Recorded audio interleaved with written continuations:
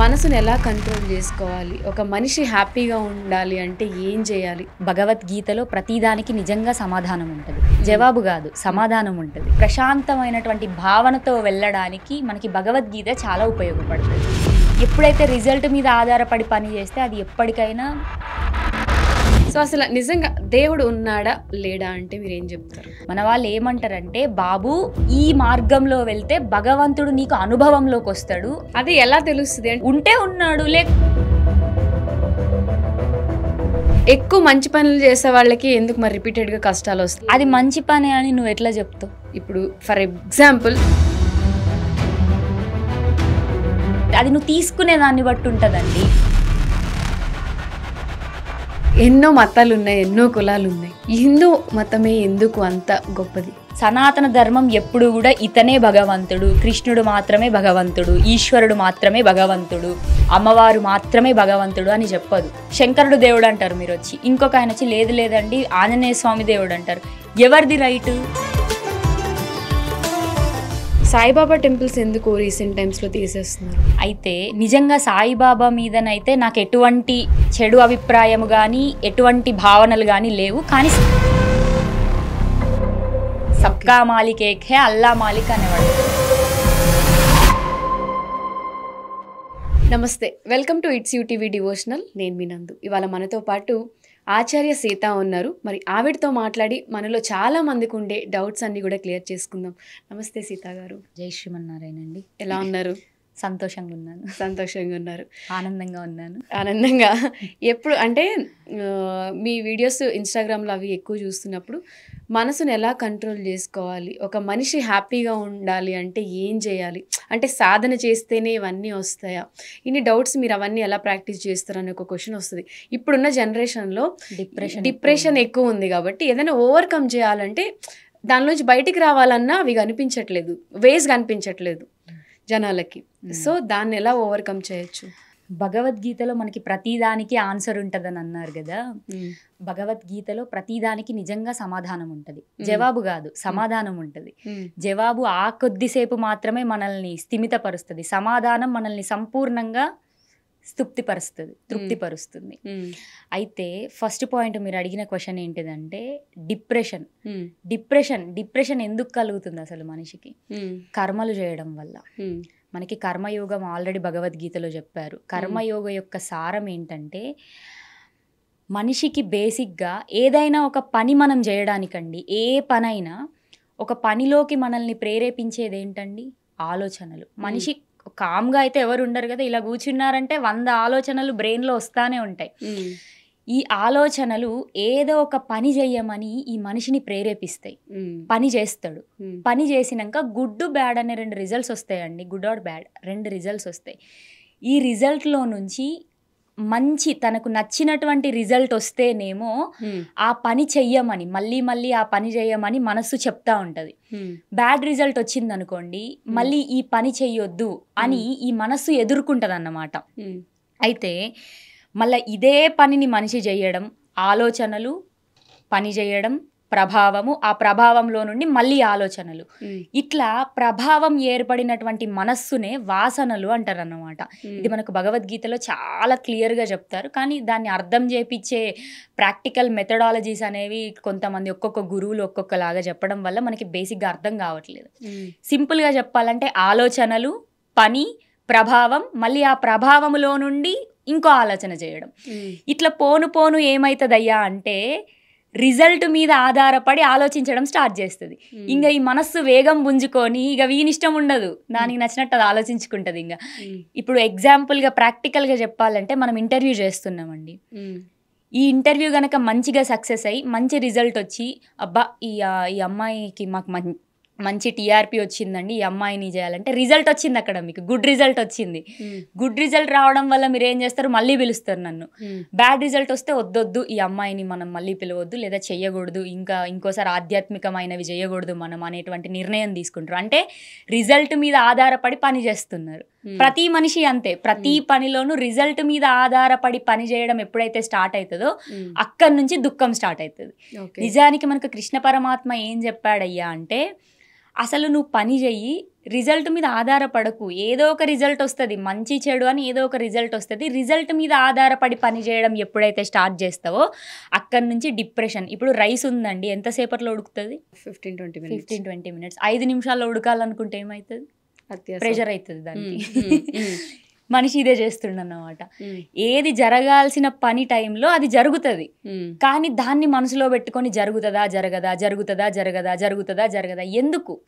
ఈ ప్రెషర్ పెట్టడం వల్ల, ఈ రిజల్ట్ మీద ఆధారపడడం వల్ల, మంచి రిజల్ట్ వస్తుందా, గుడ్ రిజల్ట్ వస్తుందా, బ్యాడ్ రిజల్ట్ వస్తుందా అనే ఆలోచనలు పెట్టుకోవడం వల్ల ఈ ప్రభావం ఏర్పడిన మనస్సు ఏమైతే ఉన్నదో వాటినే వాసనలు అంటారు. కొంతమంది ప్రకృతి చేష్ట అంటారు, కొంతమంది ఒక్కొక్క రకాలుగా చెప్తా ఉంటారు. ఈ ప్రభావం ఏర్పడినటువంటి మనస్సు ఏం చేస్తుందయ్యా అంటే మళ్ళీ మళ్ళీ అదే పని చెయ్యమని, లేదా ఆ పని చెయ్యొద్దని, ఇట్లా ఈ విధంగా మనిషిని ప్రేరేపిస్తూ ఉంటూ డిప్రెషన్కి, గుడ్ రిజల్ట్ వస్తేనేమో మంచిగా ఆలోచించమని, లేకుంటే చెడుగా ఆలోచించమని, ఈ విధంగా మనిషిని అది నెడతా ఉంటుంది అన్నమాట. మీరు ఎప్పుడైనా గమనించారా? కొంతమంది డ్రైవింగ్ చేస్తూ ఉంటారు, వాళ్ళకి నిద్ర వస్తూ ఉంటుంది. వాడి శరీరానికి ఇష్టం లేదు, కానీ వాడి మనసు ఊరుకోదు, సినిమా చూడాలి వాడు. సినిమా వెళ్ళాలి, కాంతార రిలీజ్ అయింది, వెళ్ళి చూడాలి అంతే. ఇట్లా ప్రతి మనిషి కూడా తనని తాను ఆలోచించుకోకుండా, ఈ మనస్సుకు ఒక మూమెంటం ఉంటుంది, నిర్విరామంగా వచ్చే ఆలోచనలకి ఒక మూమెంట్ ఉంటుంది. దాన్ని ఆపి, దాన్ని లిమిట్ చేసి, అసలు నేను ఈ పని ఎందుకు చేస్తున్నా, రిజల్ట్ మీద ఆధారపడి చేస్తున్నానా, నా కర్మ కాబట్టి చేస్తున్నానా అనే ఒక అండర్స్టాండింగ్కి వచ్చి మనస్సుని అర్థం చేసుకొని ఒక ప్రశాంతమైనటువంటి భావనతో వెళ్ళడానికి మనకి భగవద్గీత చాలా ఉపయోగపడుతుంది. ఎప్పుడైతే రిజల్ట్ మీద ఆధారపడి పని చేస్తే అది ఎప్పటికైనా గుడ్ రిజల్ట్, బ్యాడ్ రిజల్ట్ ఏదైనా వస్తుందండి. గుడ్ బ్యాడ్ ప్రతీది జరుగుతుంది, కానీ రెండిటి మీద ఆధారపడకుండా పని చేసినప్పుడు డిప్రెషన్ రాదు, దుఃఖము రాదు, ఏమి రాదండి, ప్రశాంతంగా ఉండొచ్చు. అదే విషయం. సో మొత్తానికి ఏది జరిగినా పట్టించుకోకుండా దాన్ని వదిలేయాలంటే, పట్టించుకోకుండా కాదండి, అంటే ఏది జరిగినా తీసుకో అంటున్నా, యాక్సెప్టెన్సీ అనేది మనుషుల్లో రావాలి. సో అది రాకే కదా ఇన్ని ప్రాబ్లమ్స్. అది రావడం కోసమే భగవద్గీత చదవాలంటున్నా. ఓకే. సో అసలు నిజంగా దేవుడు ఉన్నాడా లేడా అంటే మీరు ఏం చెప్తారు? నేను చెప్తే మీరు ఎందుకు నమ్మాలి? అంతే కదా. నేను చెప్తే సనాతన ధర్మం, అన్ని ధర్మాలకి సనాతన ధర్మంకి ఉన్న డిఫరెన్స్ ఏందయ్యా అంటే దేవుడికి దేన్ని కూడా ఆపాదించరు మన వాళ్ళు ఏమంటారంటే, బాబు ఈ మార్గంలో వెళ్తే భగవంతుడు నీకు అనుభవంలోకి వస్తాడు, అనుభూతిలోకి వస్తాడు, అప్పుడు నువ్వు భగవంతుడు ఉన్నాడా లేదా అనేది నువ్వు తెలుసుకుంటావు. నన్ను నమ్మని నేను చెప్పట్లా, ఆ దారిలో వెళ్ళు, ఉంటే ఉన్నాడు, లేకపోతే మళ్ళీ సరిగ్గా చెయ్యి. నీకు నిజంగా తెలుసుకోవాలనే జిజ్ఞాస ఉంటే భగవంతుడు ఉన్నాడా లేదా అని. ఇప్పుడు మనుషులది ఏమైందంటే ఈ పదాల గారడిలో పడిపోయి ఆధ్యాత్మికత, ఆత్మజ్ఞానము, ఇంకేదో పెద్ద పెద్ద పదాలు, స్థితప్రజ్ఞత అనే ఈ పదాలన్నిటిలో పడి అసలు నిజంగా ఆత్మజ్ఞానం అంటే అదేదో పెద్ద విషయమేమో, నేను తెలుసుకోలేనేమో, దేవుణ్ణి తెలుసుకోవడం అంటే అదేదో పెద్ద విషయమేమో, నా వల్ల కాదేమో, నాకు చేత కాదేమో అనేటువంటి ఒక భావనలు, అదేదో పెద్దవాళ్ళు చేసే థింగ్ అనే భావనలో ఉంటున్నారన్నమాట.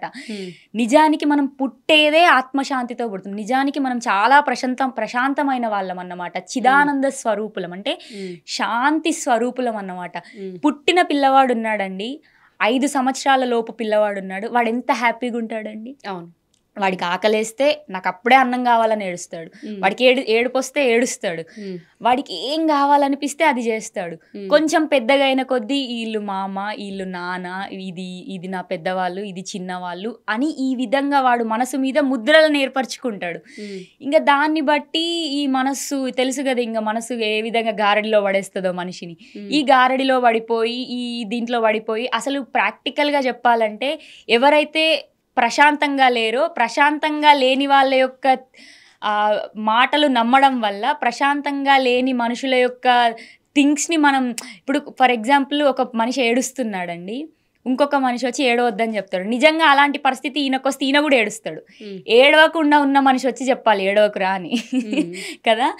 ఈ మనుషులందరూ చేసేదే కరెక్టేమో, నిజంగా ఆత్మజ్ఞానం అంటే ఏదో పెద్ద విషయమేమో అనేటువంటి ఈ కన్ఫ్యూజన్ స్టేట్లో మనం ఉన్నాము. కానీ ఆత్మజ్ఞానం అంటే ఈజ్ నథింగ్ బట్ అజ్ఞాన నాశనం అవ్వడం అన్నమాట. అజ్ఞాన నాశనం అంటే మనస్సు స్థిమితంగా అవ్వడం. ఈ మనస్సు స్థిమితంగా అవ్వడానికి మనకు అనేక రకాల మార్గాలు ఉన్నాయండి. భక్తి మార్గం ఉంది, అనేక రకాల మార్గాలు, భగవద్గీతలో కర్మయోగము, భక్తి యోగము, అనేక రకాల పద్ధతుల ద్వారా భగవంతుని మనం తెలుసుకోగలం. అయితే భగవంతుడు ఉన్నాడా లేదా అని నన్ను అడగకండి, మీరు తెలుసుకోండి ప్రాక్టికల్గా. అది ఎలా తెలుస్తుంది అంటే చాలా మంది భగవంతుడు ఉన్నాడు అనడానికి రకరకాల పూజలు చేస్తారు, రకరకాల టెంపుల్కి వెళ్తారు. కానీ అటువంటి వాళ్ళకి ఎక్కువ ప్రాబ్లమ్స్ వచ్చి కష్టాల్లో కూరుకుపోయినప్పుడు ఎందుకు దేవుడు రాడు, ఇన్ని పూజలు చేసాం ఏడు దేవుడు అని మాట్లాడతారు. మరి భగవంతుడు ఉంటే ఎందుకు మంచి వాళ్ళకి కష్టాలు ఇస్తున్నాడు? ఇప్పుడు మీ అండర్స్టాండింగ్లో ఫర్ ఎగ్జాంపుల్ ఈశ్వరుడు అనుకుందాం. ఫర్ ఎగ్జాంపుల్ ఈశ్వరుడు మీ అండర్స్టాండింగ్లో దేవుడు అంటే ఏంటిది? మీకున్న అండర్స్టాండింగ్లో, ప్రపంచం గురించి వదిలేయండి, మీకున్న అండర్స్టాండింగ్లో ఈశ్వరుడు అంటే ఎవరు? త్రిశూలం పట్టుకొని కైలాసంలో ఉండే ఆయన, లేకుంటే పాల సముద్రంలో శేషశయనం పైన పడుకున్న ఆయన అనేవి కాకుండా మీ అండర్స్టాండింగ్ లెవెల్లో దేవుడు అంటే ఏంటిది? సమాజం మీ పైన ఏర్పరిచిన ముద్రలు కాకుండా మీ అండర్స్టాండింగ్లో దేవుడు అంటే ఏంటిది? అర్థం కాలేదా? అన్నం తిన్నారా? ఎట్లా చెప్పిల్లది? తిన్నా కాబట్టి. అట్లా నిజంగా మీ ఓన్గా దేవుడు అంటే ఏంటిది చెప్పండి. మీ ఓన్గా దేవుడు అంటే లైక్ మనం మంచి పనులు చేస్తున్నప్పుడు అరే దేవుడు అనేవాడు ఒక పాజిటివ్ ఎనర్జీ అనేది ఉంది అని చెప్పి మనం హిందూ సాంప్రదాయంలో పుట్టిన వాళ్ళందరికీ కూడా అది ఓన్ చేస్తారు పుట్టినప్పటి నుంచే. సో అలా దేవుడు ఉన్నాడు అని అనుకుంటాము, టెంపుల్స్కి వెళ్తే ఒక పాజిటివ్ వైబ్ రావడమో ఏదో అది మన ఫీలింగో ఏమో తెలియదు, సమాజం ఏర్పరిచింది. ఈశ్వరుడు అంటే నేను నాకు వచ్చిన అండర్స్టాండింగ్ మాత్రమే చెప్తా, ఎందుకంటే నన్ను అన్నం తిన్నావా అని అడిగితే నేను తిన్నది నాకు తెలుస్తుంది కదా. కాబట్టి ఈశ్వరుడు అంటే నాకు వచ్చిన అండర్స్టాండింగ్ నేను చెప్తా, అది నిజమా కాదా మీరు ప్రాక్టీస్ చేసుకోండి.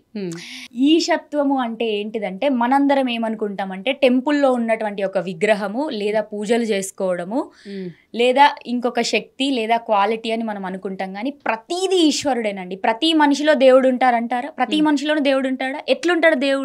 చెప్తా చూడండి.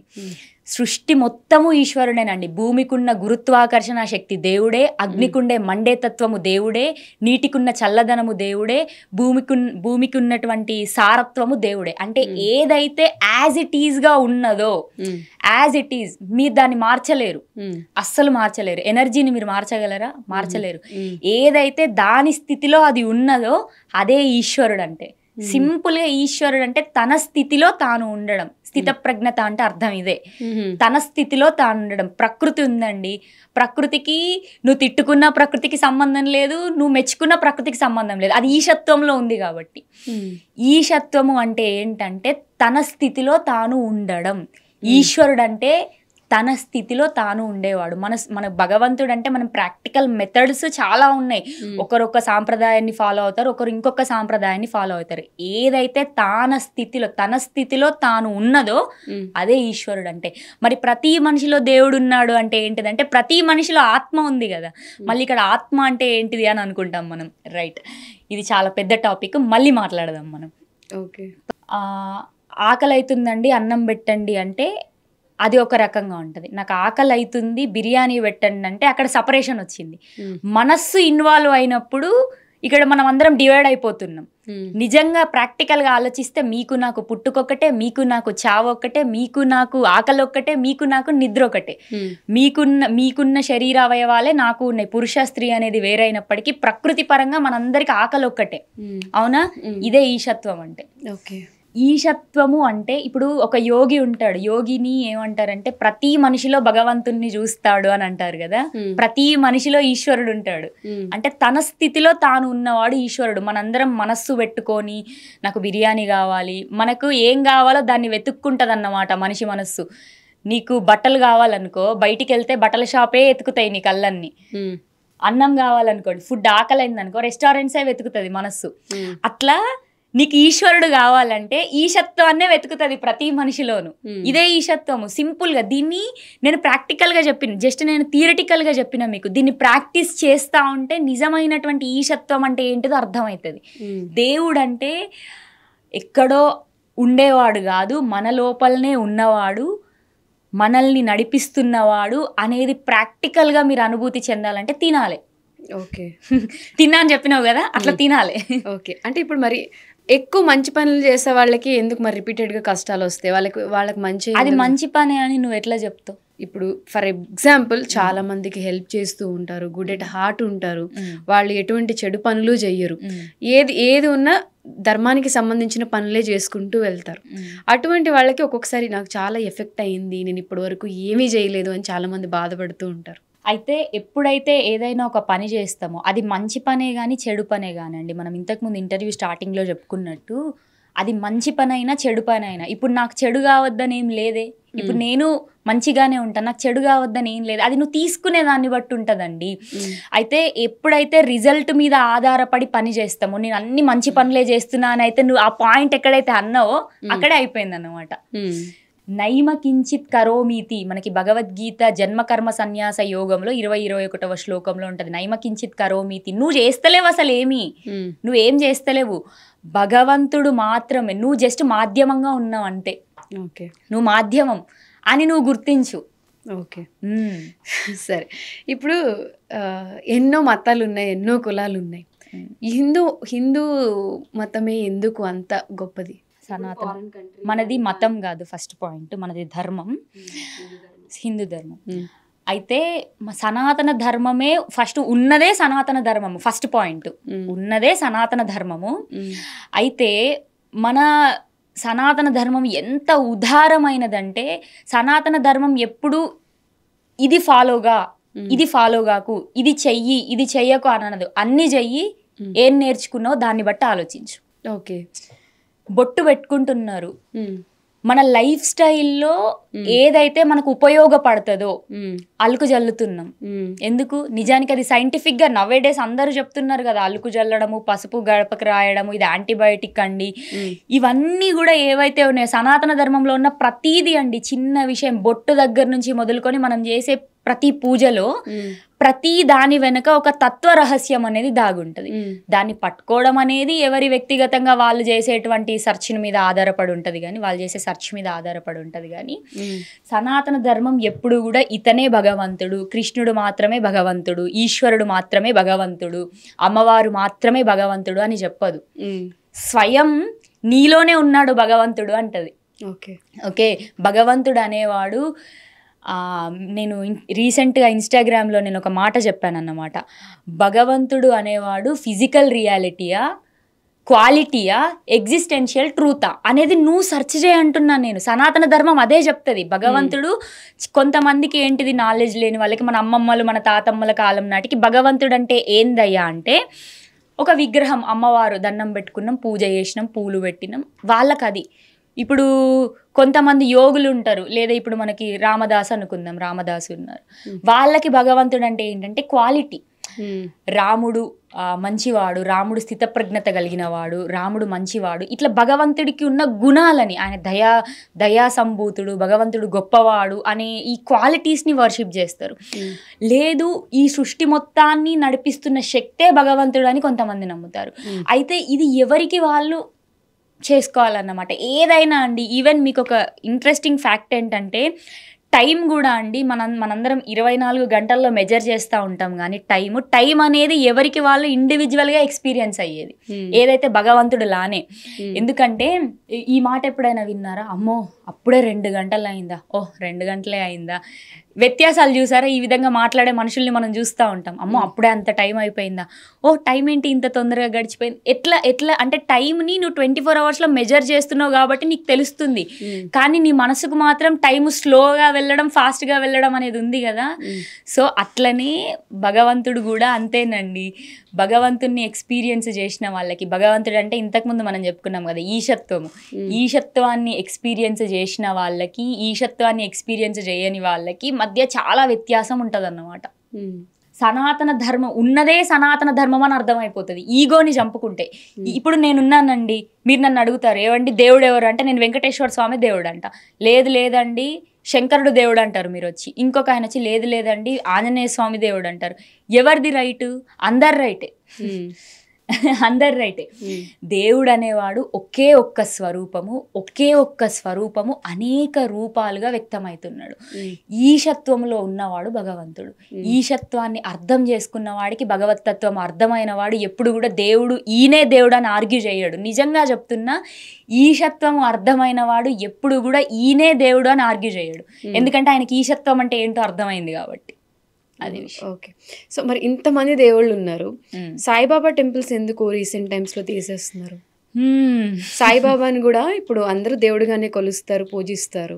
కొంతమంది ఏమో సాయిబాబాని ముస్లిం అసలు హిందూ దేవుడు కాదు అని అంటూ ఉంటారు. దీని మీద మీ అభిప్రాయం ఏంటి? నా అభిప్రాయం కాదు కానీ నాకు ఎవరి మీద ఏ అభిప్రాయాలు ఉండవండి.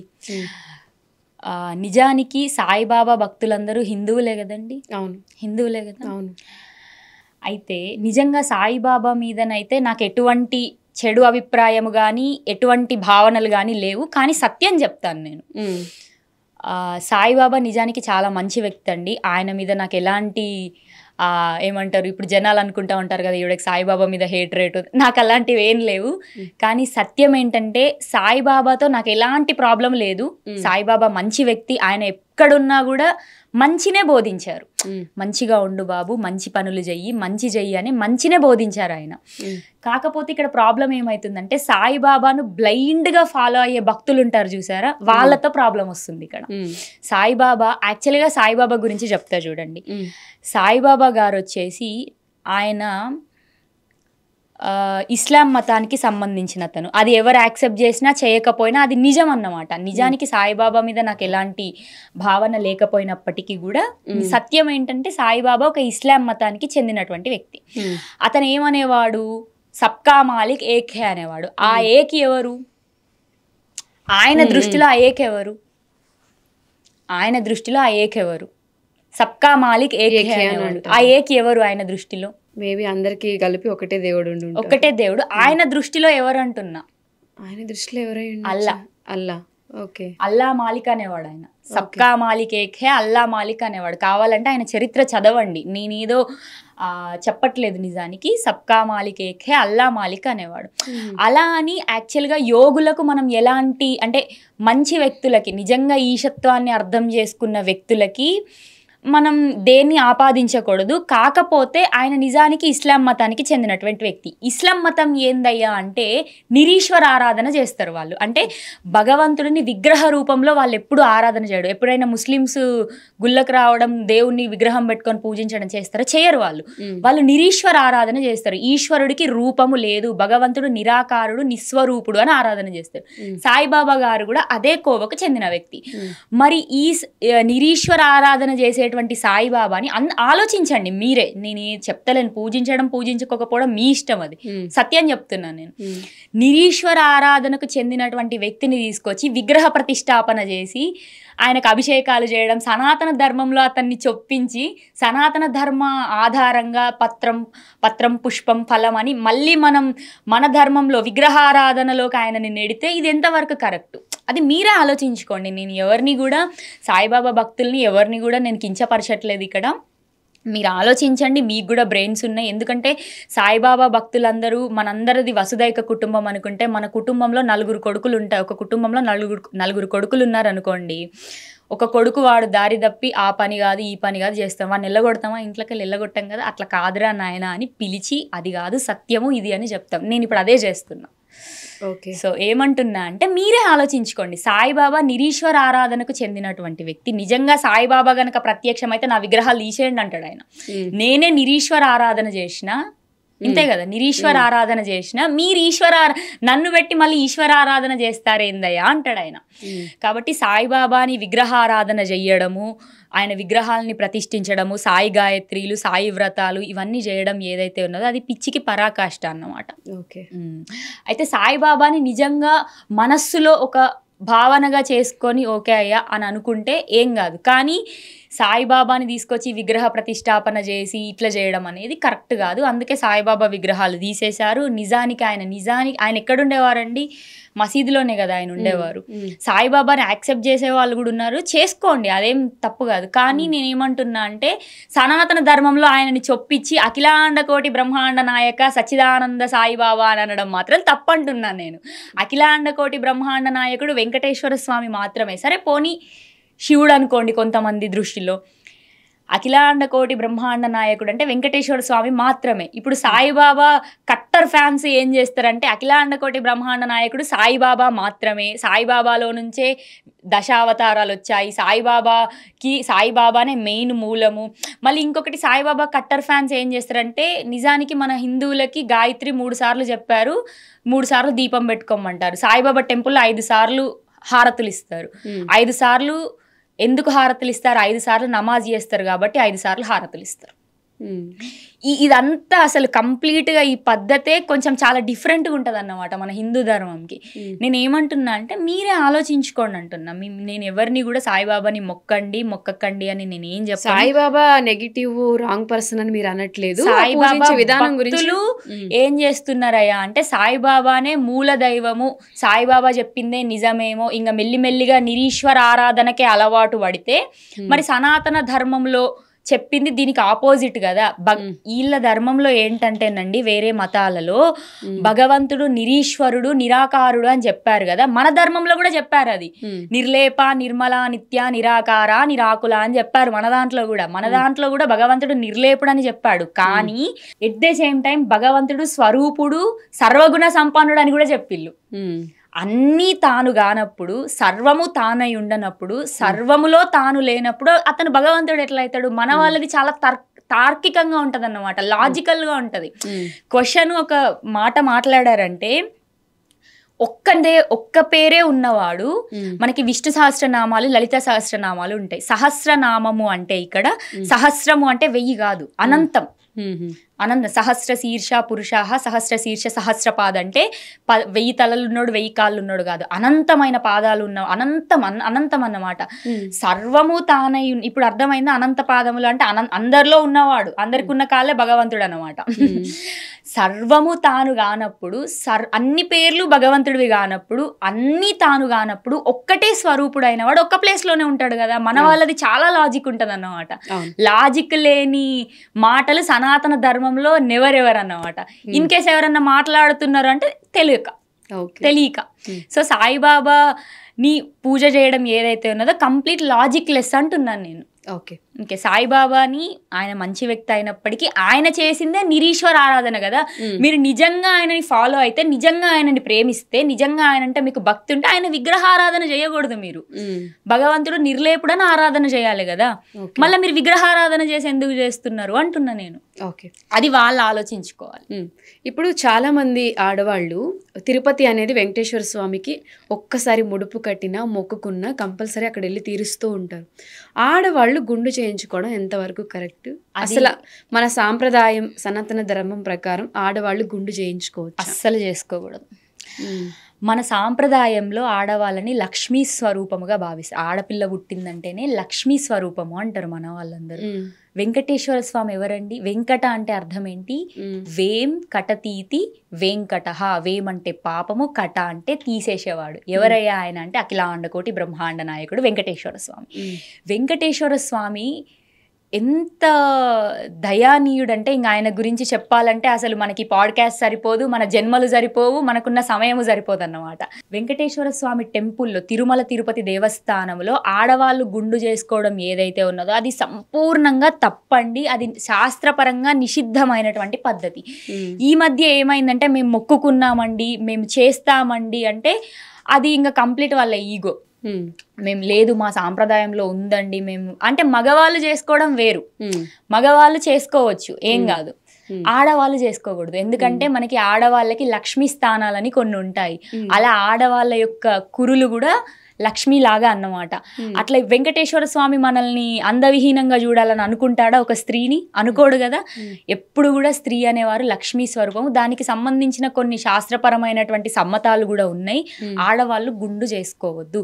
మరీ ఆపత్ సమయంలో ఏమన్నా నేను గుండు చేసుకుంటా అని మొక్కుకుంటే ఎవరైనా 3 కత్తెరలు చేసుకోవడము, కత్తెరలు ఇచ్చుకోవడము లాంటివి చేసుకోవచ్చు. కానీ గుండు మాత్రం అస్సలు చేసుకోకూడదు. అది ఆల్రెడీ నేను చెప్పున్నాను, మళ్ళీ ఇప్పుడు మీరు అడిగారు కాబట్టి చెప్తున్నాను. ఓకే, అంటే ఇప్పుడు గుండు చేయించుకుంటాను మొక్కుకుని 3 కత్తెరలు ఇచ్చినా కూడా ఆ మొక్కు బ్యాలెన్స్ అవుతుంది, 100% అవుతుంది. ఇక్కడ వెంకటేశ్వర స్వామి అనే కాన్సెప్ట్ ఏదైతే ఉన్నదో, వెంకటేశ్వర స్వామి అనేవారు ఎవరైతే ఉన్నారో అది కంప్లీట్గా అర్థం చేసుకోవాలన్నమాట. మనందరం మొక్కుబడి పూజలు చేస్తూ ఉంటాం అన్నమాట. ఆ తిరుపతి వెళ్తే నాకు ఆ కోరిక తీరింది, ఈ కోరిక తీరింది, నాకు అది జరిగింది, నేను తిరుమల మెట్లెక్కి నడిచొస్తా అని నేను అనుకున్నాను. అది మన అన్ని మొక్కుబడి పూజలు అన్నమాట. అది కాదు. నిజానికి మీకు చెప్పా కదా, ఈశత్వం అర్థం చేసుకున్న వాళ్ళు ఎవ్వరు ఈ పనులు చేయరు. ఈశత్వాన్ని అర్థం చేసుకున్న వాళ్ళు ఉన్న చోటే వెంకటేశ్వర స్వామిని ఆరాధన చేస్తారు. ఓకే, అయినప్పటికీ కూడా ఈ సమాజం మన పైన ఏర్పరిచినటువంటి ముద్రలని తీసుకొని వాటి ప్రకారంగా నేను సాంప్రదాయానికే వ్యతిరేకంగా వెళ్తా అనేది ఏదైతే ఉందో అది తప్పంటున్నా. ఓకే సీత గారు, అసలు సైన్స్కి దేవుడికి ఉన్న డిఫరెన్స్ ఏంటి? సైన్సే దేవుడు అని కొంతమంది అంటారు. అయితే సైన్స్ దేవుడు కాదు, కానీ మన వాళ్ళు చాలా మంది సైన్స్ వర్సెస్ దేవుడు అనుకుంటారు. కానీ సైన్స్ ఈజ్ ఈక్వల్ టు దేవుడు. సైన్స్ అనేది దేవుడిని తెలుసుకోవడానికి మనకు చాలా ఉపయోగపడుతుంది. ఇప్పుడు సైన్స్ గురించి చెప్పాలంటే ఒక సైంటిస్ట్ ఏదైనా కనుగొన్నాడు అనుకోండి, సైన్స్ అనేది ఎప్పటికప్పుడు మార్పు చెందే సబ్జెక్ట్ అన్నమాట. అంతే కదా, ఇప్పుడు ఒకప్పుడు మనకి రేడియోలు ఉండేవి, ఇప్పుడు ఫోన్లు వచ్చాయి, ఇంకా అప్డేట్ వర్షన్స్ కూడా వస్తున్నాయి. మార్పు చెందే సబ్జెక్ట్ తోటి మార్పు చెందని సబ్జెక్ట్ని తెలుసుకోగలుగుతాము, కానీ ఎక్స్పీరియన్స్ చేయలేము. అంటే ఎగ్జాంపుల్కి చెప్పాలంటే సైన్స్ అనేది అంటే సైంటిఫిక్గా మనం మాట్లాడుకుంటే సైన్స్ గురించి చాలా కనుగొన్నారండి. మన ఇప్పుడున్న ఇంత అడ్వాన్స్డ్ టెక్నాలజీలో కూడా మనందరికీ తెలుసు కదండి, సృష్టి ఎట్లా ఏర్పడిందంటే బిగ్ బ్యాంగ్ థియరీ అంటారు. మరి ఎనర్జీ ఎట్లా పుట్టిందా అంటే ఆన్సర్ లేదు. సైంటిస్టుల దగ్గర కూడా లేదండి. నేను ఇప్పుడు ఈ ఇంటర్వ్యూ ఎవరైనా సైంటిస్టులు చూస్తే చెప్పమానండి ఆన్సర్. సైంటికల్ వాళ్ళు కూడా అండ్ రీసెర్చ్ చేస్తే ఓమ్ అనే సౌండ్ వింటే హార్ట్ రిలేటెడ్ డిసీజెస్ తగ్గుతాయి. దాన్ని ఎవరు నమ్మరు యాక్చువల్గా. అంటే ఉన్నదే సనాతన ధర్మం అని ముందే చెప్పాను నేను మీకు, కానీ దాన్ని యాక్సెప్ట్ చేయడానికి ఎక్కడో వాళ్ళ ఈగో అడ్డొస్తుంది అన్నమాట. సైన్స్ ఈగోని పెంచుతూ ఉంటది, దేవుడు అనేవాడు ఈగో అనేది లేకుండా చేస్తాడు అన్నమాట. అయితే ఈ సైన్స్ అనేది ఎప్పటికప్పుడు మార్పు చెందే సబ్జెక్ట్ అన్నమాట. Birth to decomposition. గాడ్ అనేవాడికి అసలు ఎంటిటీ, రియాలిటీ, ఆయన ఎంటిటీ కాదు, రియాలిటీ భగవంతుడు, ఉన్నదే దేవుడు అంటున్నా నేను. సైన్స్ అనేది ఎప్పటికప్పుడు మార్పుకు లోన్ అవుతా ఉంటది, మార్పు చెందుతా ఉంటది సైన్స్. భగవంతుడు మార్పు చెందాడు కదా, అట్లే ఉంటాడు. ఈశత్వం అని చెప్పా కదా, ఆయన ఈశత్వంలోనే ఉంటాడు. భగవంతుడు అంటే ఎనర్జీ ఫామ్ అని అనుకుంటాం మనందరం. ఎనర్జీ, టెంపుల్స్కి వెళ్ళేది ఎనర్జీ కోసమే కదా. ఇప్పుడు సరే మనం సైంటిఫిక్గా మాట్లాడుకుందామండి. నేను ఒక మాట చెప్తా చూడండి. ఈ సృష్టి ఏర్పడింది దేంతో అండి? ఎనర్జీ తోటి, అవునా? ఎనర్జీయే కదా, బిగ్ బ్యాంగ్ జరిగింది, ఎనర్జీ పుట్టింది. ఎనర్జీ నుంచి కొన్ని లక్షల ఏళ్ళ తర్వాత భూమి, జీవరాశులు, చెట్లు అనేక రకాలుగా పుట్టినాయి, ఎనర్జీ. అయితే ఈ ఎనర్జీకి ఇంటెలిజెన్స్ లేకపోతే, ఇంటెలిజెన్స్ అంటే చైతన్యం, ఈ ఎనర్జీకి ఇంటెలిజెంట్ ప్రిన్సిపుల్ అనేది లేకపోతే సృష్టిలో ఇన్ని రకాల భిన్నత్వాలు ఎలా పుట్టాయి అంటున్నా నేను. ఎనర్జీకి నిజంగా, ఎనర్జీ అంటే ఏంటిది? ఎనర్జీ భగవంతుడని నేను అంటున్నా. ఎనర్జీ భగవంతుడే. ఎనర్జీకి నిజంగా ఇంటెలిజెన్స్ ప్రిన్సిపుల్ అనేది లేకపోతే ఎర్రమట్టి, తెల్లమట్టి, నల్ల మనుషులు, తెల్ల మనుషులు, పెద్ద చెట్టు, చిన్న చెట్టు, కోతులు, పందులు, కుక్కలు, ఎట్లా అంటే ఇన్ని రకాల విభిన్నమైనటువంటి సృష్టి ఎలా సృష్టించబడింది? ఎనర్జీ అంటే ఒకటే ఫామ్లో ఉండాలి కదా. ఇంకొకటి, మన ఈ సృష్టి ఏర్పడింది దేంతో అండి? అణువులు, పరమాణువులు, ఇంకా దాన్ని చేస్తే అది. మన సృష్టికి కారణమైనటువంటి ఈ ఆటంని పరిశీలన చేసినప్పుడు, అంటే దీన్ని కెమెరాలు పెట్టి పరిశీలన చేసినప్పుడు, దాన్ని పరిశీలించినప్పుడు ఒకలాగా ప్రవర్తించి పరిశీలించినప్పుడు ఒకలాగా ఎట్లా ప్రవర్తిస్తుంది అది? నిజంగా ఎనర్జీకి ఇంటెలిజెంట్ ప్రిన్సిపుల్ లేకపోతే ఇదంతా ఎట్లా సాధ్యము? ఇది సైంటిస్టులనే ఎవరైనా సైంటిస్టులు చూస్తే చెప్పండి అయ్యా నాకు ఆన్సర్. సో సైంటిస్టులనే అడుగుతున్నాను నేను ఈ క్వశ్చన్. నిజంగా ఎనర్జీకే ఇంటెలిజెన్స్ ఉంటే దాన్ని దేవుడు అన్నారు మన వాళ్ళు. దాన్నే సచ్చిత్తానందం. ఎందుకంటే ఎనర్జీ ఈశత్వంలో ఉంటుంది. ఎనర్జీకి మనకి వేలిని కోస్తే నొప్పిలేస్తుంది, బాధేస్తుంది. ఎనర్జీకి బాధ ఉందా? ఎనర్జీకి సంతోషం అవన్నీ ఏమైనా ఉన్నాయా? లేవు. ఎనర్జీ ఈశత్వంలో ఉంది. అందుకే ఎనర్జీ అంటే ఏంది అంటే దేవుడే, అంతే. అది కాదు అన్న పొద్దు ఎవరైనా నాకు వచ్చి ఆన్సర్ చెప్తే అప్పుడు నేను యాక్సెప్ట్ చేస్తా. ఇప్పుడు చాలా మంది ఫారినర్స్ అంతా కూడా హిందూ సాంప్రదాయాన్ని ఫాలో అవుతున్నారు. ఇక్కడికి వచ్చి హిందుత్వము ఇదంతా కొంచెం పీస్ఫుల్ లైఫ్ అనిపిస్తుంది అని చెప్పి, అసలు వాళ్ళ కల్చర్కి మన కల్చర్కి ఉన్న డిఫరెన్సెస్ ఏంటి? మనకి తృప్తి, సంతృప్తి, సంతోషము. ఇంతకుముందు మీరు అడిగారు కదా మనిషి సంతోషంగా ఎందుకు ఉండరు అని అడిగారు కదా, ఇక్కడ దొరికిద్ది మీకు ఆన్సర్. తృప్తి, సంతృప్తి, సంతోషము, ఇది వెస్టర్న్ ఫిలాసఫీ. ఆనందము, పరమానందము, బ్రహ్మానందము, ఇది ఇండియన్స్ ఫిలాసఫీ. అర్థమైందా? ఎగ్జాంపుల్ మీకు ఎక్స్ప్లెయిన్ చేస్తా చూడండి. తృప్తి అంటే ఏందయ్యా అంటే నీ సెన్సెస్ సాటిస్ఫై అవ్వడం. ఎండలో నుంచి ఏసీలోకి వచ్చినావు, చాలా వేడిగా ఉంటే చల్లటి నీళ్ళు తాగినావు, నీకు ఏమంటారు చాలా ఉక్కపోతగా ఉంటే ఫ్యాన్ వేసుకున్నావు, నీ సెన్సెస్ మాత్రం సాటిస్ఫై అయ్యేది ఏదైతే ఉన్నదో ఇది తృప్తి. సంతృప్తి అంటే ఏందయ్యా అంటే నీ సెన్సెస్తో పాటు నీ చుట్టూ ఉన్న పరిసరాలు కూడా సంతృప్తి అయినాయి. నీకు నచ్చిన కారు కొనుక్కున్నావు, బంగ్లా కొనుక్కున్నావు, నీకు నచ్చిన జాబ్ వచ్చింది, అందమైన భార్యను పెళ్లి చేసుకున్నావు, నీ తల్లిదండ్రులకు బంగారం కొనిచ్చినావు, అన్నీ చేసినావు. అంటే మంచి బ్యాంక్ బ్యాలెన్స్, కారు, ఇల్లు, సమాజం నిన్ను ఏ విధంగా నిన్ను గౌరవిస్తుందో అలాంటి అన్నీ కూడా నువ్వు ఏర్పరచుకున్నావు. ఇది సంతృప్తి. తృప్తి, సంతృప్తి. సంతోషం అంటే ఏంటంటే ఏదైనా భౌతికంగా నీ జీవితంలో కొత్తగా వచ్చి పడడం వల్ల, ఒక గోల్డ్ కమ్మలు కొనుక్కున్నావు కొత్తవి, ఆనందం. కొత్త ఐఫోన్ కొనుక్కున్నావు, సంతోషం. సారీ, ఆనందం కాదు, సంతోషం. కొన్ని రోజులు హ్యాపీనెస్, కొత్త కెమెరా, నీకు నచ్చింది ఏదో ఒక వస్తువు కొనుక్కున్నావు, లేదా ఒక పిల్లని లవ్ యాక్సెప్ట్ చేసింది, ఏదో కొన్ని రోజులు సంతోషం. భౌతికంగా ఏదో ఒక విషయం నీ జీవితంలో కొత్తగా వచ్చి పడడం వల్ల నువ్వు పొందే తాత్కాలికమైనటువంటి హ్యాపీనెస్ ఏదైతే ఉన్నదో ఇది సంతోషము. మరి ఆనందం అంటే ఏందయ్యా అంటే ఆనందంకి సంతోషంకి చిన్న డిఫరెన్స్ ఉంటుంది అన్నమాట. ఆనందం అనేది కొంచెం సేపు ఉంటుంది, కొన్ని రోజులు, లిమిటెడ్ పీరియడ్ ఉంటుంది. మన ఇండియన్ ఫిలాసఫీ, ఇది ఫారెనర్స్ ఫిలాసఫీ అన్నమాట. వాళ్ళకి ఏంటంటే లుకింగ్ బాగుండాలి, మంచిగా పెద్ద పెద్ద బిల్డింగ్స్ ఉండాలి, అవన్నీ ఉంటే సక్సెస్ఫుల్ పర్సన్ ఈయన అనుకుంటారు. కానీ మనశ్శాంతి ఇది ఇక్కడ వస్తుంది. ఆనందము, పరమానందము, బ్రహ్మానందము ఇది కేవలం ఇండియన్స్ మాత్రమే ఎంజాయ్ చేస్తారు అన్నమాట. మన వాళ్ళకి చినిగిపోయిన లాగేసుకొని ఉన్నా, చెట్టు కింద వండుకొని ఉన్నా, ఎట్లున్నా కూడా అభివృద్ధి అంటే అనుభవించే సామర్థ్యం అని తెలుసుకున్నాడు ఇండియన్ అన్నమాట. వాళ్ళకి ఎట్లా అంటే భౌతికంగా నీడ్స్ ఉంటేనే అది ఆనందం అనుకుంటారు. మరి ఆనందం అంటే ఏందయ్యా అంటే ఉన్న దాంట్లోనే నువ్వు హ్యాపీగా ఫీల్ అవుతున్నావు, లేని దాని గురించి నువ్వు ఆలోచిస్తలేవు అసలు. లేని వస్తువు గురించి, లేని మనిషి గురించి, లేని సిచ్యువేషన్ గురించి, లేని పరిస్థితి గురించి నువ్వు ఆలోచిస్తావు. అరే భగవంతుడు నాకు ఎంత చక్కటి మొహాన్ని ఇచ్చాడు, ఎంత చక్కటి కళ్ళు ఇచ్చాడు, ఎంతోమందికి కళ్ళు లేవు లోకంలో, ఎంతోమందికి ఎన్నో రోగాలు ఉన్నాయి, భగవంతుడు నాకు ఎంత చక్కటి శరీర సౌష్ఠవాన్ని ఇచ్చాడు, నేను ఎంత మంచిగా ఉన్నాను నేను అని ఉన్న దాంట్లోనే నువ్వు తాదాప్యం చెందడం ఏదైతే ఉన్నదో ఇది ఆనందము. మరి పరమానందము ఏంటంటే పరమానందంకి ఆనందంకి ఇవన్నీ ఇంటర్లింక్ అయి ఉంటాయి అన్నట్టు. మరి పరమానందం అంటే ఏంటంటే ఫోన్ అనేది నీ అవసరం, నీ ఆనందం కాదు. మనం భౌతిక వస్తువుల్ని వాడుకొని అవి, ఇప్పుడు నీ ఫోన్ పోయింది అనుకో ఏం చేస్తావు నువ్వు? తల గోడకేసి కొట్టుకుంటారు. అసలు జాబ్ రాలేదనుకో, ఇంటర్వ్యూ పోయిందనుకో తల గోడకేసి కొట్టుకుంటారు. అసలు ప్రెషర్ ఇట్లా మనిషికి ఇట్లా. అయితే ఇవన్నీ కేవలం భౌతికంగా నిన్ను చేస్తాయి, ప్రభావితం చేస్తాయి. నిన్ను మానసికంగా సంతృప్తి చేసేది, మానసికంగా నువ్వు హ్యాపీగా ఉండేది కేవలం నీతో మాత్రమే అనే కంప్లీట్ అండర్స్టాండింగ్ తెచ్చుకునేది ఏదైతే ఉన్నదో దాంట్లో ఉన్న లెవెల్స్. ఇది నేను అనుభూతి చెందింది, మా గురువుల ద్వారా నేను తెలుసుకున్నది ఏందయ్యా అంటే ఏదైతే నీకు అవసరం లేదో దాని గురించి నువ్వు తెలుసుకొని 10 మందికి చెప్పడం. ఇక బ్రహ్మానందం అంటే చెప్పాలన్న విషయమే మర్చిపోవడం. అసలు నిన్ను మించి ప్రపంచం వేరుగా లేదు, సర్వము ఈశత్వమే. ఆ ఈశత్వం సర్వజీవుల్లోనూ తానే ఉన్నాడు, సర్వము ఈశత్వము, సృష్టి మొత్తము ఈశ్వరుడు. తనకి తమ అనే భేదము లేకుండా, ఈగో అనేది లేకుండా, ఈగోని ఎప్పుడైతే మనిషి అహంకారాన్ని మనిషి ఎప్పుడైతే త్యాగం చేస్తాడో ఆయన ఎగ్జాక్ట్గా బ్రహ్మానందంలో ఉన్నట్టే. ఓకే.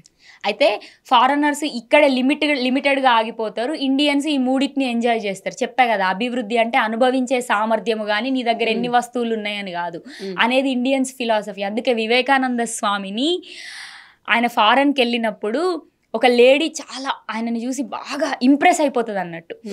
ఇంప్రెస్ అయిపోయి ఆయనని ఏం అడుగుతుందంటే, కాదండి వివేక్ మీరు ఎంత great, like you are such a great person అని చెప్పేసి అంటది. తర్వాత ఆమె ఇండియాకి వచ్చి కొన్ని రోజులు ఉండి మళ్ళీ ఫారెన్కి వెళ్ళి వివేకానంద స్వామితో అంటది, కాదండి మీరు you are such a great person, మీరు ఎంత గ్రేట్ అండి, మీరు చాలా గొప్ప పర్సన్, కానీ ఇండియాలో మీరు సగం మందికి అసలు మీరు ఎవరికి తెలియదు, మీ గురించి చెప్తే కానీ గుర్తుపడతలేరంటే వివేకానంద స్వామి అప్పుడు ఒక మాట అంటాడు, ఇండియాలో ఉన్న వాళ్ళందరూ నాకంటే తెలివైన వాళ్ళండి, అందుకే వాళ్ళకి నా గురించి తెలియదు అంటాడు. అంటే షెటైర్ యాక్చువల్లీ అది. మన వాళ్ళది ఎట్లుంటుందంటే మనకు లేని దాని గురించే మన వాళ్ళు ఆలోచిస్తూ ఉంటారు. కానీ మన ఇండియన్స్ది మన రూట్స్ అనేవి చాలా స్ట్రాంగ్ రూట్స్. మనది రిషి బ్లడ్ అన్నమాట. మనది మన పరంపరే చాలా మంచి. ఇండియన్స్ ఆర్ గ్రేట్ అంటే మన వాళ్ళ తెలివితేటల్ని అందుకోవడం అంతా ఇంత అది మనిషికి సాధ్యమయ్యేది కాదు. ఒక్కసారి నిజంగా నేను ఆనందం పొందాలి, నేను ఎన్లైట్ కావాలి, లేదా నేను స్థితప్రజ్ఞతని పొందాలి అని అనుకుంటే ఇండియన్ ఖచ్చితంగా సాధించగలుగుతారు. ఎవరైనా సాధించగలుగుతారు, కాదని కాదు. మన వాళ్ళకి అది ఈజీ అన్నమాట. అంటే మన వాళ్ళు ఆల్రెడీ ఆ డీప్ రూట్స్లో నుంచి వచ్చినారు కాబట్టి. ఓకే, అట్లా అందుకే ఫారినర్స్కి కూడా ఇండియా అనే ఇన్స్పిరేషన్ ఎందుకయ్యా అంటే వాళ్ళకి ఆ పైన 3 థింగ్సే తెలుసు, ఈ కింది 3 థింగ్స్ ఇండియాకి వచ్చి నేర్చుకుంటారు వాళ్ళు. ఓకే, అట్లా. సో మీ ఇన్స్టాగ్రామ్ ఓపెన్ చేస్తే ఎక్కువ రాశి ఫలాలు, జాతకాలకి సంబంధించినవి షార్ట్ వీడియోస్ పెడుతూ ఉంటారు. నిజంగా మన జాతకంలో ఏదైనా ఉంటే అది జరిగే తీరుతుందా? 100%. అయితే తలరాత మొత్తానికైతే జాతకాలు అనేవి ఉన్నాయంటే ఉన్నాయండి, లేకపోతే నేను ఎందుకు చెప్తాను. అయితే ఇదే క్వశ్చన్ని రాముడు వశిష్ఠ మహర్షిని అడుగుతాడు, నిజంగా తలరాత అనేది ఉన్నదా అని. త్రిపుర రహస్యంలో పరశురాముడు దత్తాత్రేయ స్వామిని అడుగుతారు. క్వశ్చన్ ఒకటే ఇక్కడ, నిజంగా తలరాత అనేది ఉన్నదా, ఏదైతే రాసి ఉంటుందో, ఏదైతే పుట్టి ఉంటుందా అంటే ఖచ్చితంగా ఉంటుంది. అయితే ఈశత్వంలో ఉండడానికి జాతకంకి సంబంధం లేదు.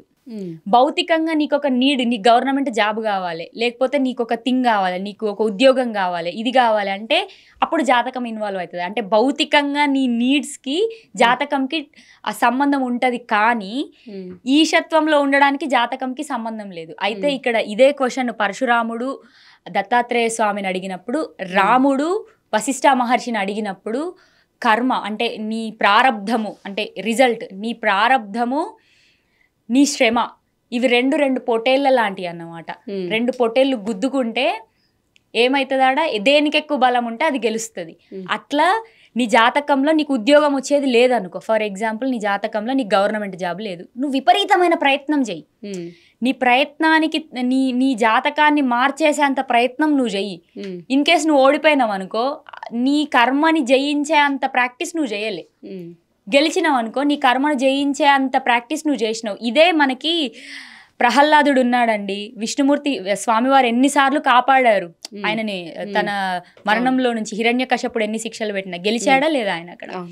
మార్కండేయ మహర్షి ఉన్నారు, ఆయనని పరమేశ్వరుడు కాపాడా లేదా మృత్యువు నుంచి. వాళ్ళందరూ వాళ్ళ కర్మల్ని మార్చుకున్న వారే కదా.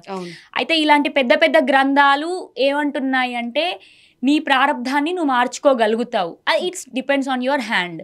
అయితే లేదు నేను మార్చుకోలేను అని ఎవరైతే అనుకుంటారో, నా కర్మ ఇంతే, నా బతుకుంతే, ఇక నా జీవితంలో ఇంతే అని అనుకునే వాళ్ళకి ఒక గొప్ప గురువు మనకి ఒక మాట చెప్తారు. శంకర పీఠానికి సంబంధించినటువంటి 34వ జగద్గురు అనుకుంటా, నాకు గుర్తుండి.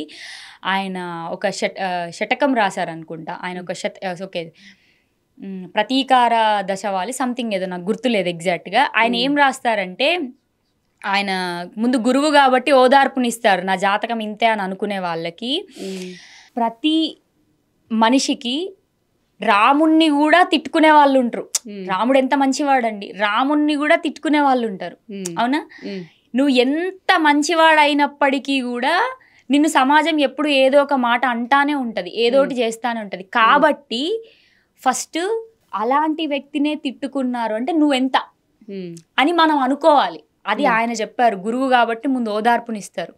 కాబట్టి ఈ యశస్సు, కీర్తి, పేరు ప్రఖ్యాతల కోసం ప్రయత్నించే వాళ్ళందరికీ నేనేం చెప్తానంటే, అవన్నీ నువ్వెంత చేసినా నిన్ను మంచి అనుకునే వాళ్ళు ఉంటారు, చెడు అనుకునే వాళ్ళు ఉంటారు. ఎందుకంటే సంపూర్ణంగా నిన్ను మంచోడు అని ఎవరు అనరు, అది అంటిల్ అన్లెస్. ఎందుకంటే ప్రతి మనిషికి మైండ్ ఉంది, ప్రతి మనిషికి థాట్స్ ఉన్నాయి, వాళ్ళ తగ్గట్టు వాళ్ళు ఆలోచించుకుంటూ ఉంటారు. అయితే జాతకానికి నీ జీవితానికి ముడి పెట్టుకో ఎక్కడ limit, everything has a limit అండి. నీకు గవర్నమెంట్ జాబ్ రావాలి, నీ జాతకంలో లేదు, ప్రయత్నం చెయ్యి, నీ ప్రారంధాన్ని గెలిచేంత ప్రయత్నం చెయ్యి, అవుతుంది. సో ఇప్పుడు అసలు నేచరు ఒక మనిషికి ఎలా కనెక్ట్ అయి ఉంటుంది? అసలు నేచర్ని మనము ప్రేమిస్తే నేచర్ ఏదైనా ఇస్తుంది, నేచర్ సపోర్ట్ చేస్తుంది అని అంటారు కదా, అసలు అది ఎలా సాధ్యపరచుకోవాలి? ఫస్ట్ థింగ్, నేచర్ ఈశత్వంలో ఉంది, అవునా? నేచర్ ఈశత్వంలో ఉంది. అదే మనం పుట్టింది పంచభూతాలతోనేనండి, అవునా? మనం శ్వాస తీసుకుంటున్నాం, గొంతులో ఖాళీ ప్రదేశం ఉంది, అదే ఆకాశము, శ్వాస తీసుకుంటున్నాము గాలి, శరీరంలో వేడి ఉంది, అందుకే చనిపోయిన మృతదేహము చల్లగా ఉంటుంది. అవునా? ఇంకా చెప్పాలంటే ఈ శరీరము పంచభూతాలతో నిర్మించబడినటువంటి శరీరము. నేచర్తో మనం ఎలా కనెక్ట్ అయి ఉన్నాము అంటే కంప్లీట్గా కనెక్ట్ అయి ఉన్నాము. నేచర్తో ఎలా కనెక్ట్ అయి ఉన్నాము అనే క్వశ్చన్కి ఆన్సర్ ఏంటి అని అంటే నేచర్ లేనిది మనం లేవన్నమాట. కాకపోతే ఇక్కడ చిన్న కాన్సిక్వెషన్ ఏంటంటే నేచర్ లేనటువంటి నేచర్తో వచ్చినటువంటి సెన్సెస్ ఏవైతే ఉన్నాయో వాటితో ప్రాబ్లం అవుతుంది అన్నట్టు మనకి. అర్థమైందా మీకు? స్పర్శ, దృష్టి, శ్వాస, వినికిడి, వినడం వల్లే కదండి ప్రాబ్లమ్స్ అన్ని. దృష్టి, శ్వాస తీసుకోవడము, మాట్లాడడము, తర్వాత ఈ చావు పుట్టుకలు మధ్య ఈ రెండిటి మధ్య ప్రకృతి మనందరికీ ఉంది. నేచర్ మనకి ఏదైనా ఇస్తుంది అని అంటే ఖచ్చితంగా ఇస్తుందండి, కాకపోతే ఈశత్వంతో చేయాలి. నైవ కించిత్ కరోమితి చెప్పా కదా, నువ్వు చేస్తున్నావనే భావనతో చేయకు. నేచర్ నీకు ఇచ్చింది, నేచర్ నీకు 10 రూపాయలు ఇచ్చింది, నువ్వు ఇంకొకరికి ఒక 5 రూపాయలు ఇచ్చినావు, నువ్వు ఇయ్యలా. నేచర్ నీకు ఇచ్చింది, నీ త్రూ ఇంకొకరికి వెళ్ళింది. ఆ భావనతో ఉంటే ఏదైనా చేయగలుగుతామండి. అంటే ఇది కంప్లీట్గా ఎలాంటి కాన్సిక్వేషన్ అంటే ఇది ఒక ఎనర్జీస్కి సంబంధించింది, ప్రకృతికి సంబంధించింది. దీంట్లో చాలా పారామీటర్స్, డైమెన్షన్స్ ఉంటాయి.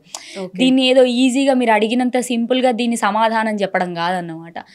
దీని వెనుక చాలా కథ ఉంటుంది. సాధారణంగా ప్రకృతితోనే మనిషి పుట్టాడు, ప్రకృతిలోనే కలిసిపోతాడు, అది సత్యం. ఓకే అండి, thank you so much for coming. And అలానే ఫైనల్గా మీరు ఆడియన్స్కి ఏదైనా కన్వే చేయాలి అంటే చెప్పొచ్చు. డిప్రెషన్ కాకండి. ఇప్పుడు నేను ఆస్ట్రాలజీలో కూడా చాలామంది అండి అసలు ఎన్ని క్వశ్చన్స్, అసలు నాకు ఎంత చిన్న చిన్న క్వశ్చన్స్ తెలుసా. మొన్న ఒక ఆవిడ అర్ధరాత్రి 2 గంటలకు కాల్ చేసి మా ఇంట్లో పిల్లి చచ్చిపోయిందండి అని అడుగుతుంది. అంటే ఎంత డిప్రెషన్ అంటే ఇలా జరగడం వల్ల నాకేమన్నా అయిపోతుందేమో, ఎంత భయం అంటే జనాలకి. అసలు ఇంత భయము మనకి కాలభైరవ అష్టకంలో ఉంటుందండి. శూల టంక పాశ దండ పానిమాది కారణం అంటే స్వామివారు తన చేతుల్లో శూలము టంకము ధరిస్తారన్నమాట. టంకం ఎందుకు ధరిస్తారయ్యా అంటే ఈ ప్రశ్నలన్నిటిని బద్దలు కొట్టడానికే. అట్లా అంత స్ట్రెస్ తీసుకొని ఆలోచించకండి. ఏ విషయాన్నైనా కూడా అందరికీ, భక్తులందరికీ, డివోటీస్ భగవద్ భక్తులందరికీ కూడా నేను చెప్పాలనుకున్న విషయం ఏంటంటే ఎక్కువ స్ట్రెస్ తీసుకోకండి, ఎక్కువ ఆలోచించకండి. ఏది జరిగేది అది జరుగుతుంది. మీకు స్థిమితత లేని మనస్తత్వం వల్ల చిన్న చిన్న ప్రశ్నలు అండి, వాళ్ళు అడిగేవి పెద్దగా ఏముండవు. ఏమండి నేను ఏదైనా పరిహారం చెప్తా కదా, కాదండి ఇది దానం చేయండి, ఇట్లా చేయండి అని చెప్తాం కదా, కాదండి ఈరోజు చేయొచ్చా, ఈ టైంకి చేయొచ్చా, ఇట్లా చేయొచ్చా, అట్లా చేయొచ్చు. ఎంత అవసరం లేదండి. నేను ఏదైతే చెప్తానో అది చేయండి చాలు. దానికి మించి మీరు ఆలోచించి డౌట్స్ పెట్టుకొని మామూలుగా డిప్రెషన్కి గురి కాకండి. డిప్రెషన్ అనేది లేదు, అది ఒక మానసిక స్థితి. దాన్ని తీసేసి ప్రశాంతంగా చక్కగా భక్తి అనేది మంచి మార్గం అండి. మీకు భక్తి, మీకు సింపుల్గా చెప్పాలంటే అరుణాచల శివ పాట విన్నారా మీరు? అరుణాచల శివ అరుణాచల శివ అరుణాచల శివ అరుణాచల.